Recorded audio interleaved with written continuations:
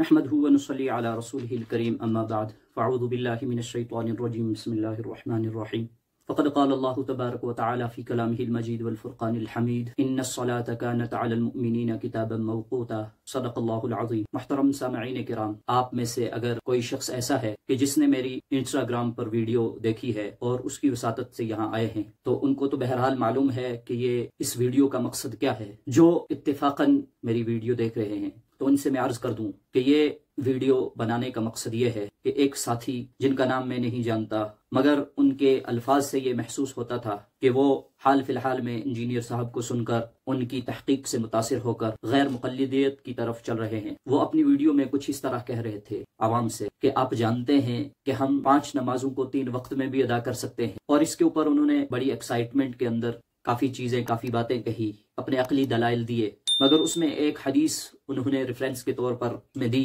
جو حدیث مسلم شریف کی ہے۔ یہ روایت 1628 نمبر پر موجود ہے، جس کے اندر اللہ کے نبی صلی اللہ علیہ وسلم نے 4 نمازوں کو 2 وقتوں میں جمع کیا، ظہر اور عصر کو جمع کیا، مغرب اور عشاء کو جمع کیا، اور نہ ہی اللہ کے نبی صلی اللہ علیہ وسلم کو کوئی عذر تھا، نہ ہی بارش تھی اور نہ ہی سفر کا ارادہ تھا۔ اللہ کے نبی صلی اللہ علیہ وسلم نے بغیر سفر کے ارادے کے، بغیر موسم کی خرابی کے نمازیں جمع کی۔ تو صحابہ نے آپس میں پوچھا کہ اللہ کے نبی صلی اللہ علیہ وسلم نے ایسا کیوں کیا؟ تو جو راوی ہیں وہ کہتے ہیں کہ اللہ کے نبی صلی اللہ علیہ وسلم نے یہ اس لیے کیا کہ اللہ کے نبی صلی اللہ علیہ وسلم اپنی امت کے اوپر مشقت ڈالنا نہیں چاہتے تھے۔ اللہ کے نبی صلی اللہ علیہ وسلم نے امت کی سہولت کے لیے تو انہوں نے اس حدیث کو ایسے پیش کیا کہ جیسے کہ یہ کوئی تواتر عمل تھا نبی اکرم صلی اللہ علیہ وسلم کا، اور امت کا اسی کے اوپر عمل کرنا فرض ہے، اور انہوں نے جیسے بتایا کہ یہ عام حالت میں کیا جا سکتا ہے، علماء کرام نے اس مسئلے کو مشکل بنایا ہوا ہے۔ تو بہرحال یہ حدیث جو انہوں نے پیش کی، اس کے متعلق جو بحث ہے وہ اس ویڈیو میں ہم ضرور آپ کے سامنے پیش کریں گے۔ بہرحال شروع میں چند تمہیدی باتیں آپ کے سامنے عرض کر دوں۔ میں نے آپ کے سامنے قرآن کریم کی ایک آیت پیش کی، سورہ نساء کی آیت ہے۔ اللہ تعالیٰ فرماتے ہیں ان الصلاۃ کانت، بے شک نماز فرض کی گئی ہے، علی المؤمنین،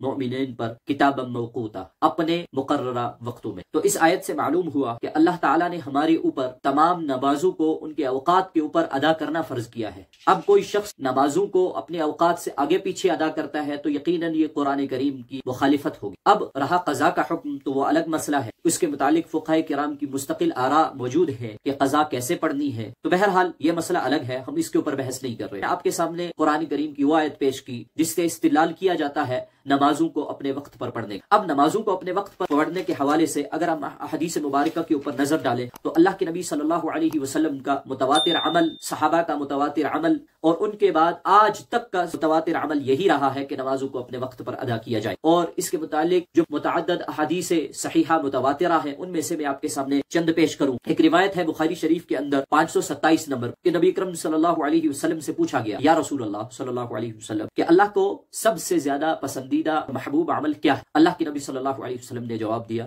نماز جو وقت پر ادا کی جائے۔ اس کے بعد پوچھا گیا، یا رسول اللہ صلی اللہ علیہ وسلم، اس کے بعد؟ تو آپ صلی اللہ علیہ وسلم نے فرمایا، والدین کے ساتھ حسن سلوک۔ صحابی پوچھتے ہیں، یا رسول اللہ صلی اللہ علیہ وسلم، اس کے بعد کون سا عمل اللہ تعالیٰ کو زیادہ محبوب ہے؟ تو اللہ کے نبی صلی اللہ علیہ وسلم نے فرمایا، جہاد فی سبیل اللہ۔ اسی سے ملتی جلتی ایک روایت ترمذی شریف میں 170 نمبر پر موجود ہے، فروہ رضی اللہ عنہا اس کی راویہ ہے۔ معلوم ہوتا ہے کہ اللہ کے نبی صلی اللہ علیہ وسلم کا متواتر عمل نمازوں کو اپنے اوقات پر ادا کرنا ہے، اور یہی اللہ تعالیٰ کے یہاں بھی پسندیدہ قابل قبول ہے۔ بہرحال اب یہ تو تھا کہ نمازوں کو اپنے اوقات پر ادا کرنا۔ اب اس کے آگے اگر ہم غور کریں تو متواتر حدیث صحیحہ میں یہ چیز ملتی ہے، نمازوں کو اپنے اپنے اوقات ہی پر ادا کیا ہے نبی علیہ الصلوۃ والسلام نے اور صحابہ نے، اور آج تک امت کا متواتر عمل یہی ہے۔ بہرحال اس قسم کی متواتر حدیث کتب احادیث میں لکھی ہوئی ہے جن سے نماز کو اپنے اوقات پر ادا کرنا ثابت ہوتا ہے،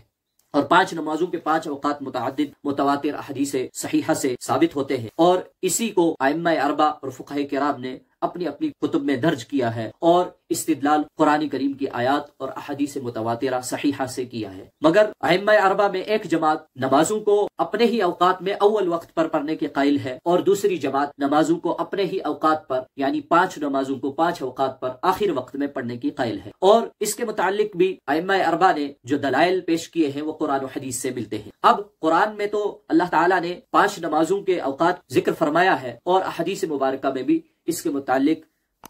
تمام اوقات ذکر کیے گئے ہیں۔ اسی کے متعلق ایک حدیث ہے ابو داؤد شریف کی 394 نمبر پر، جس میں حضرت جبریل علیہ السلام اللہ کے نبی صلی اللہ علیہ وسلم کے پاس آتے ہیں، اور یہ 2 دن ہوا کہ اللہ کے نبی صلی اللہ علیہ وسلم کو 5 نمازوں کو 5 اوقات پر پڑھایا گیا۔ پہلے دن اللہ کے نبی صلی اللہ علیہ وسلم کو حضرت جبریل امین علیہ السلام نے 5 نمازیں 5 اوقات میں پڑھائی اول وقت میں، اور دوسرے دن 5 نمازیں 5 اوقات پر پڑھائی آخر وقت میں۔ تو گویا کہ اللہ تعالیٰ نبی اکرم صلی اللہ علیہ وسلم کو یہ نمازوں کا اوقات کے متعلق رہنمائی فرما رہے ہیں حضرت جبریل امین علیہ السلام کے ذریعے سے۔ حضرت جبریل علیہ السلام کا نبی اکرم صلی اللہ علیہ وسلم کا اول اور آخر وقت میں نمازوں کو پڑھانا یہ امت کے لیے اصل میں سبق، تاکہ امت کو 5 نمازوں کے 5 اوقات معلوم ہو سکے۔ ائمہ اربع اور فقہ کرام نے قرآن کریم کی انہی آیات اور حدیث صحیحہ متواترہ کو سامنے رکھتے ہوئے ان سے استدلال کر کے نمازوں کے 5 اوقات کو مقرر کیے ہیں، جو ان ائمہ اربع اور فقہ کرام کے ماننے والے یعنی مقلدین فالوورز اس کے اوپر عمل کرتے آ رہے ہیں۔ اب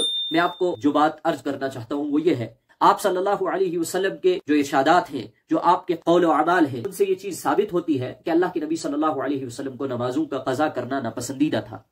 اور اسی کے متعلق ایک روایت بخاری شریف میں ہے 4111 نمبر پر، غزوہ خندق کے موقع پر اللہ کے نبی صلی اللہ علیہ وسلم کو نماز عصر مغرب کے ساتھ ادا کرنی پڑی۔ حضرت علی رضی اللہ عنہ روایت کرتے ہیں، اللہ کے نبی صلی اللہ علیہ وسلم نے فرمایا، اللہ تعالیٰ ان کے گھروں کو اور ان کی قبروں کو آگ سے بھر دے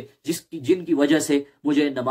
نمازیں قضا کر کے پڑھنے پڑ رہی ہے۔ اب آپ سوچیں کہ اللہ کے نبی صلی اللہ علیہ وسلم نے طائف کے سفر میں اس قدر مشقتیں برداشت کی، مگر آپ نے بددعا نہیں فرمائی، مگر غزوہ خندق کے موقع پر اللہ کے نبی صلی اللہ علیہ وسلم کو چند لوگوں کی وجہ سے نماز قضا کرنی پڑی تو آپ صلی اللہ علیہ وسلم نے یہ بددعا فرمائی۔ تو اس سے معلوم ہوتا ہے کہ اللہ کے نبی صلی اللہ علیہ وسلم نمازوں کو قضا کرنا پسند نہیں فرماتے تھے۔ اب 4112 نمبر پر جو حدیث ہے اس میں حضرت عمر رضی اللہ عنہ روایت کرتے ہیں، میں جنگ سے لوٹ کر آیا، لڑائی سے لوٹ کر آیا، تو میں نے اللہ کے نبی صلی اللہ علیہ وسلم سے پوچھا، نماز پڑھ لی؟ اللہ کے نبی صلی اللہ علیہ وسلم نے فرمایا میں نے بھی نہیں پڑھی، اور انہوں نے 2 نمازوں کو ایک ساتھ ادا کر کے پڑھا۔ تو ان احادیث سے معلوم ہوتا ہے اللہ کے نبی صلی اللہ علیہ وسلم کا متواتر عمل جو تھا وہ نمازوں کو اپنے اوقات پر پڑھنا تھا، مگر اللہ کے نبی صلی اللہ علیہ وسلم نے امت کی سہولت کے لیے بعضی مرتبہ نمازوں کو کسی عذر کی وجہ سے، موسم کی خرابی کی وجہ سے یا سفر کی وجہ سے جمع کیا ہے۔ محدثین اور فقہ کرام نے اس کی اصطلاح جمع بین الصلاتین فرمائی ہے کہ جمع بین الصلاتین کا مسئلہ یہ ہے کہ اللہ کے نبی صلی اللہ علیہ وسلم نے سفر میں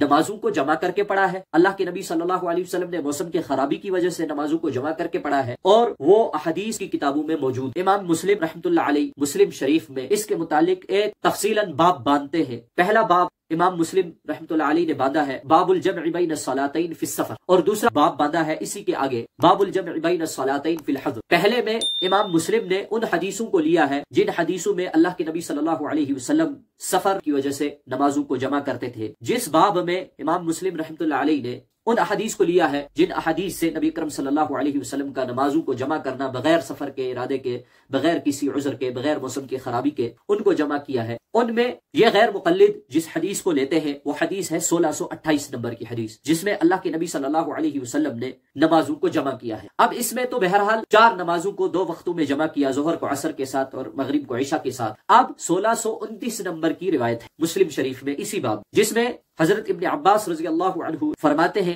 کہ میں نے نبی اکرم صلی اللہ علیہ وسلم کے ہمراہ نمازیں ادا کی، آپ صلی اللہ علیہ وسلم نے 8 رکعتیں پڑھائی اور 7 رکعتیں پڑھائی۔ اس کے اندر وہ تفصیل فرماتے ہیں کہ یہ 8 رکعتیں ظہر اور عصر کی تھی اور 7 رکعتیں مغرب اور عشاء کی تھی۔ حضرت ابن عباس رضی اللہ عنہ سے روایت کرنے والے حضرت سعید بن جبیر رحمۃ اللہ علیہ ہے، اور ان سے روایت کرنے والے ان کے شاگرد ابو زبیر ہے۔ ابو زبیر حضرت سعید بن جبیر رحمۃ اللہ علیہ سے پوچھتے ہیں کہ اللہ کے نبی صلی اللہ علیہ وسلم نے ایسا کیوں کیا؟ تو انہوں نے جواب دیا کہ میں نے بھی حضرت ابن عباس رضی اللہ عنہ کو ایسے ہی پوچھا تھا، تو ابن عباس رضی اللہ عنہ نے جواب دیا تھا کہ میں نے بھی نبی اکرم صلی اللہ علیہ وسلم سے اسی کے متعلق پوچھا، تو اللہ کے نبی صلی اللہ علیہ وسلم نے جواب دیا